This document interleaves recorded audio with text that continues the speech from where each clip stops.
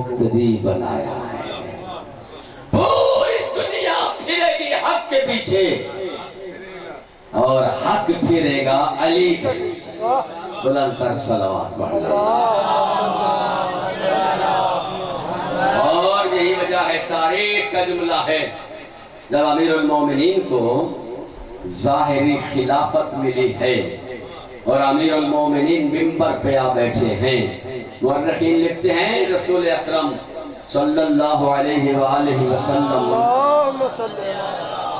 के मिंबर के 4 ज़ीने थे। सबसे पहला जो ज़ीना था वहाँ रसूल अकरम बैठे, दूसरा ज़ीना था वहाँ पे पहला खलीफा आके बैठा, तीसरे ज़ीने पे दूसरा आके बैठा, चौथा जो आखिरी ज़ीना था वहाँ पे तीसरा खलीफे आके बैठे। जब अली को ज़ाहिरी खिलाफत मिली, ज़ाहिरी खिलाफत, लोगों ने अली को ज़ाहिरन खलीफा बनाया। हमारे यहाँ तो अली पहला खलीफा है, बादस पैगंबर कह गए थे मन कुन्तु मौला हो फहादा अलीजुन। ज़ाहिरन जब अली को लोगों ने खिलाफत दी, अब उस मजमे में अली मिंबर की तरफ बढ़ने लगे, लोग परेशान थे बैठे हुए कि अली बैठेंगे कहाँ, मिंबर की कोई जगह तो खाली नहीं है। पहले ज़ीने पे रसूल बैठे आखिरी, उसके बाद पहले खलीफे आए, उन्होंने रसूल का एहतराम किया, उससे नीचे ज़ीने सबसे आखिरी ज़ीने चौथे पे तीसरे खलीफे बैठे। अब वो परेशान थे लोग कि जगह तो रही नहीं है, अली कहाँ बैठेंगे। मुअर्रिखीन लिखते हैं अली मुस्कुराते हुए चलते आ रहे हैं और मिंबर के नजदीक पहुंचे हैं। वहां पे पहले ज़ीने पे कदम रखा, दूसरे पे कदम रखा और पढ़ी पढ़ते आ रहे हैं, कुल जाअल हक व ज़हक़ल बातिल इन्नल बातिल कान ज़हूक़ा। पहले ज़ीने पे भी कदम रखा, दूसरे पे भी कदम रखा, तीसरे पे भी कदम रखा और पढ़ते आ रहे हैं, कह दो हक आ गया, बातिल चला गया और बातिल जाने वाला ही है। वहां आके बैठे जहां पे पैगंबर बैठते थे और एक जुमला कहा अली ने, अल-आन यरजिउल हक़ इला मकामे। आज इस मिंबर पर बैठने से हक अपनी जगह में आ गया।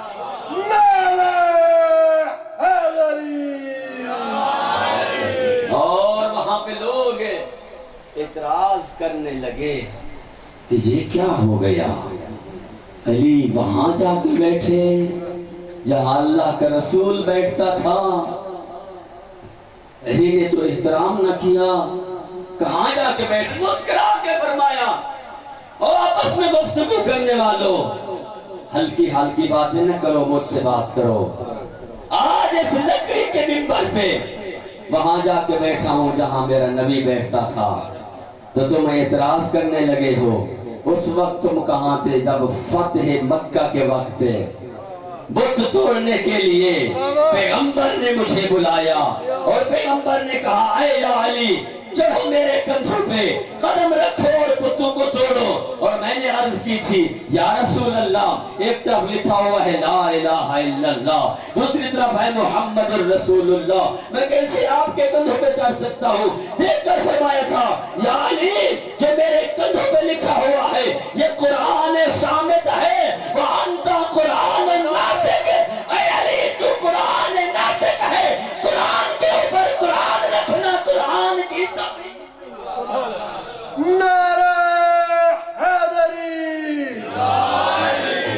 फरमाया, अगर हक किसी सूरत में होता तो अली की सूरत में होता।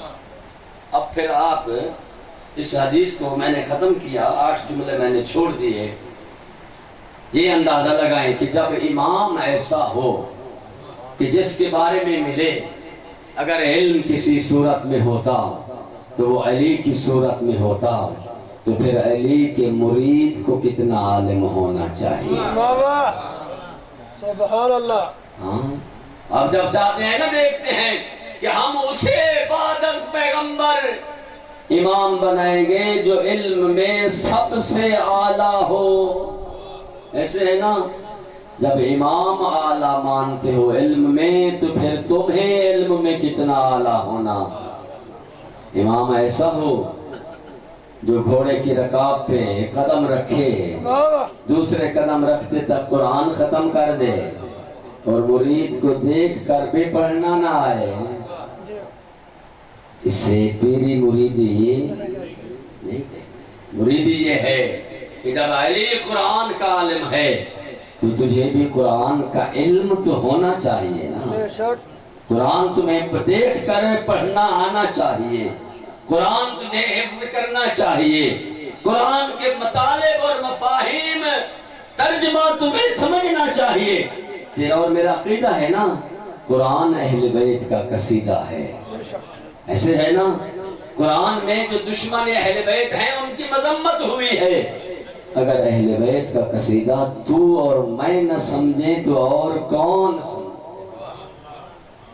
فرمایا اگر حق کسی صورت میں ہوتا تو علی کی شکل میں ہوتا، جب علی کی شکل میں حق ہوتا تو پھر تو بتا تو کتنا حق کے راستے پہ چل رہا ہے، مجھے دیکھنا چاہیے۔ جب میں علی کو امام مانتا ہوں، ان کو اپنا آقا اور سردار مانتا ہوں، تو پھر مجھے یہ بھی اپنا گریبان جھانک کے دیکھنا چاہیے کہ میں حق کے راستے پہ کتنا چل رہا ہوں، میں باطل کو کتنا چھوڑ رہا ہوں، اور حق پہ چلنا، باطل کو ترک کرنا وہ مقصد ہے جس مقصد کے لیے حسین ابن علی نے مدینہ چھوڑا ہے۔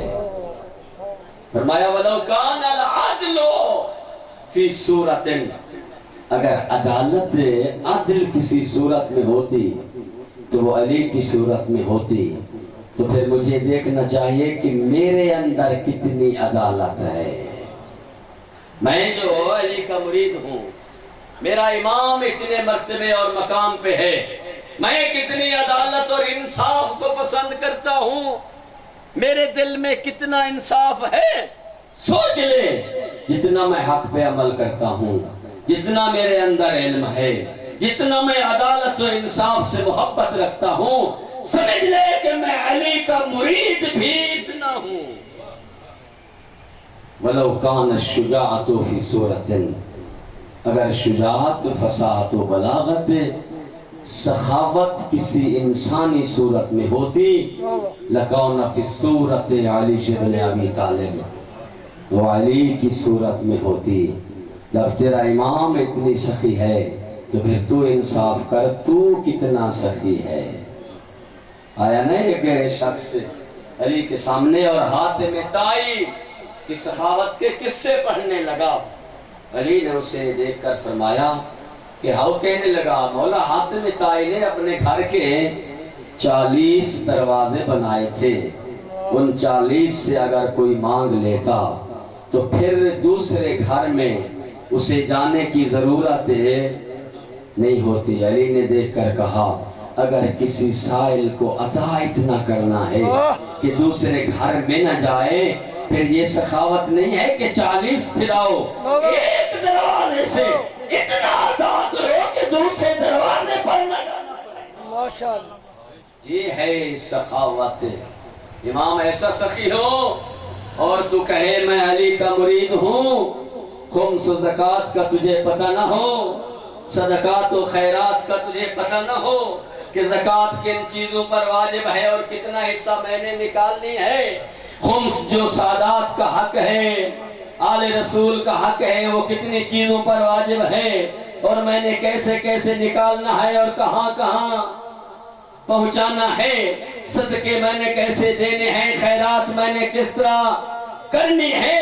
اگر ان چیزوں کا تجھے علم نہ ہو تو پھر سمجھ لے یہ خالی تیرا دعویٰ ہے، علی سے عشق نہیں ہے۔ کربلا اس کا درس نہیں دیتی، کربلا سخاوت کا درس دیتی ہے، کربلا شجاعت کا درس دیتی ہے۔ مورخین نے لکھا کہ علی بڑا صابر امام تھا، علی سے بڑا صابر اس دنیا میں نہیں گزرا، بڑا صبر کیا ہے علی نے اپنی زندگی میں۔ یہ